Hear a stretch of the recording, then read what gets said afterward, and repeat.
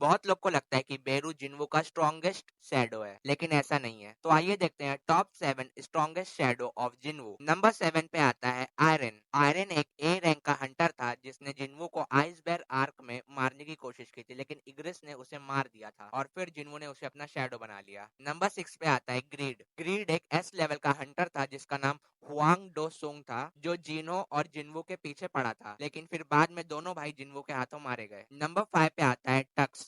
Tusk एक S level के gate का बॉस था जो मैजिकल पावर इस्तेमाल करता था। वो डंजन में आए सारे हंटर्स को मारना चाहता था और अपना गुलाम बनाना चाहता था, लेकिन जिन्वो ने उसे मार दिया। नंबर 4 पे आता है मेरा फेवरेट इग्रिस। इग्रिस जिन्वो का फर्स्ट शैडो है और बहुत ज्यादा पावरफुल और कोल भी, और खासकर मेरा फेवरेट। नंबर 3 पे आता है बेरू। बेरू थर्ड स्ट्रॉन्गेस्ट शैडो है जिन्वो का, जिसको जिन्वो ने जेजू आइलैंड में एक्सट्रैक्ट किया था। पहला शैडो जो बात कर सकता है। नंबर 2 पे आता है कामिश, जो मोनार्क आंड्रेस का वफादार था, बट वो शैडो बनने के बाद ही डिसअपियर हो गया क्योंकि उसके फॉसिल्स बहुत ही ज्यादा पुराने थे। नंबर 1 पे आता है बिलियन।